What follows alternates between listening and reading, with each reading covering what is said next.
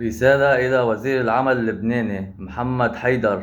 الله قال وبشر الظالم بالظلم. أنت ظالم.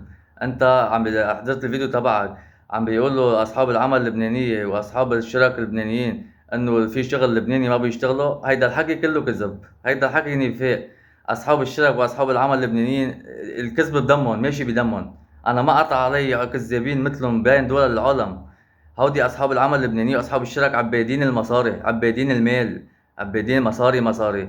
ما قالن دين، عبادين المال ما قالن دين، هول ما عندن دين. عم بيجيبوا الموظف لبناني بدهم يوظفوه. انا اشتغلت بخمس شرك بلبنان بيوظفوه 12 ساعة، 12 ساعة معاش $450. وبيقول لك الترانسفور بقلب المعاش، يعني بدك تدفع $50 بالشهر. روحة رجعة، يعني بيبقى $400. وكل 6 شهور عندنا مناسبة عيد أضحى أو مناسبة زواج، ممنوع تعطل، ممنوع. إيه، ضغط نفسي ما ضغط نفسي، الآلة بتتعب المكنة. وبيطلعوا بيقولوا لك بحجة لبناني ما بده يشتغل، بحجة لبناني ما بده يشتغل. صاحب الحق سلطان.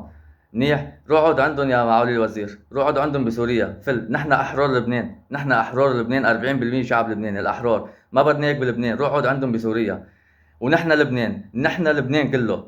هيدي بس خلي يسمعها السوري اللي ما يتفلسف. منيح. ديما على دار الانبياء كان الواحد يهزم 100، الواحد مؤمن يهزم 100.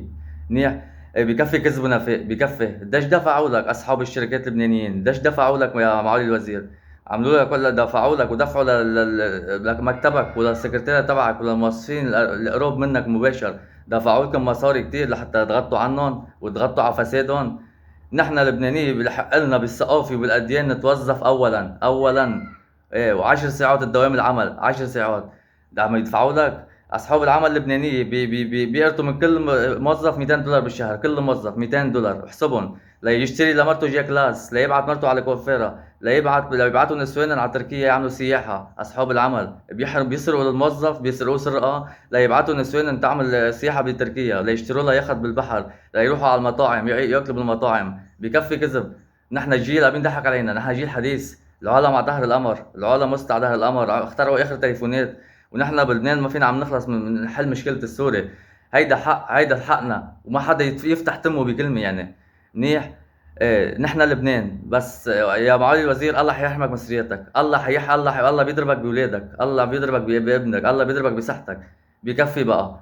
انا الي صرت محروم من وظيفه. انا فللوني من 4 وظائف، 4 وظائف: المطاعم، فاليه باركينج، كراج كهرباء سيارات. فللوني منهم السوريين. فالسوريين فللوني منهم، ومعي الادله معي موجوده. انا هيدا بلدي، وبالقوي بالقوي بدي اخذ وظيفه. والسوري بكل سوري بيتفلسف. انا بقصد اللي بيشتغلوا بمطاعم، بيشتغلوا بمطاعم واللي بيشتغلوا بكراجات سيارات. انا هودي اللي بقصدهم، ما بقصد السوريين الباقيين. إيه، هودي ما يتفلسوا. إيه، يا مجوي يا خرا، روح مشي بلدك. عم تقولوا لبناني بيوقف اذا بتفله؟ فل من بلدي. وانا الانبياء ماتت، الانبياء توفت قديم، والعالم عاشت وتمام وصار تطور. لك انت عم تكذب على مين؟ لك انت مش عم تلاقوا كذبه، ما عم تلاقوا كذبه. عملتوا المستحيل لتلاقوا كذبه تكذبوها.